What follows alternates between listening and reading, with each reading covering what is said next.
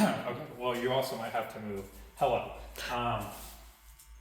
There's like 4 things that happen with stretchers that make stretcher removal and insertion not ideal. We are going to go over them because I've observed them in real time. The first thing is some stretchers, if you're on an incline or the sensor doesn't recognize that the stretcher is coming out, can you come in a little bit? It will not do this. It will not raise like that. If you pull the stretcher out before it raises, it will get stuck part way out. The way to the way to undo that, here, let's go over this one. This will be easy.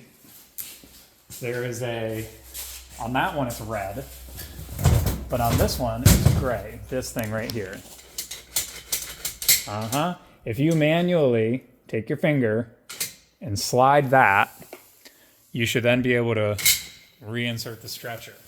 Occasionally, however, that doesn't work. On the bottom of this thingy, you can press this right here. It's not ideal because it's a place where fingers can get, I don't know, maybe cut off or something like that, or pinched. But this right here will cause this right here. That's the walking thing. If you press that little lever down, it will manually release this, causing the stretcher to go boing, spring up, and then you can remove it the rest of the way. So if your stretcher gets stuck, the first thing you should do is you should slide that little slider. That's fine. It's red on this one. There it is. Right here. You can slide that. It's not going to be as tough if you actually get the stretcher because this whole sled is going to be out with you.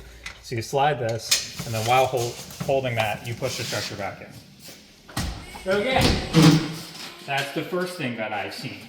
If for some reason the stretcher doesn't raise up, usually what I see is if you just go slow, it will raise up. Every once in a while, the stretchers need to be recalibrated, and I don't know, best of luck to you. Okay, second thing is if a patient's on the stretcher and you're going to push the stretcher in, this is crazy, should hold it, especially if you're at an incline, and not let it slam or let it go.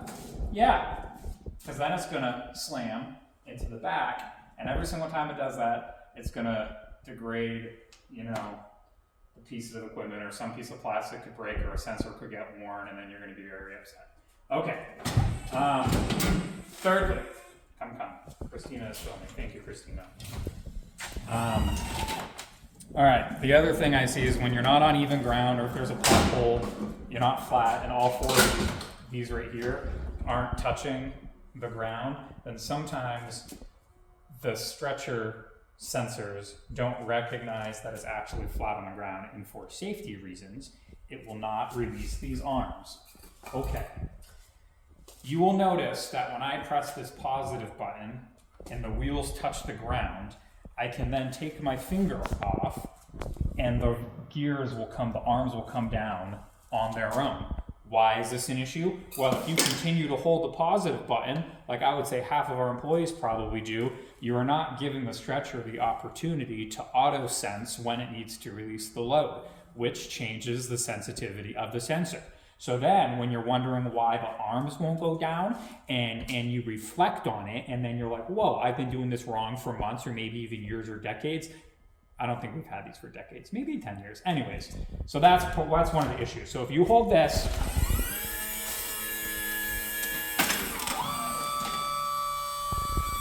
you notice that I let go and the arm still came down? Whoa, crazy. Okay. And then the last thing that happens sometimes also because, if you're at an incline or something, you go to press this button. Again, if the sensors are not recognizing that all 4 wheels are down and it's on a flat surface, you may go to press this unlock button and it may not unlock. Look at that, it didn't just unlock for me, right? So you can manually release them using these little handles, which everybody probably knows about. Okay. What? Oh, are you pointing?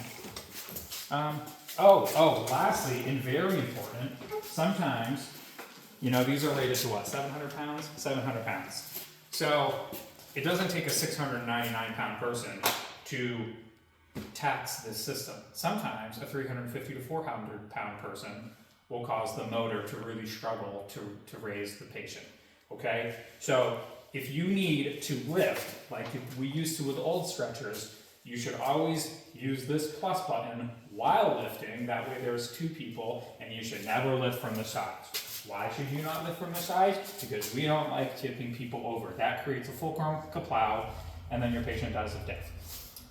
So if you're gonna lift up and down and assist the stretcher due to the patient's weight, then somebody should be on the back, somebody should be on the front.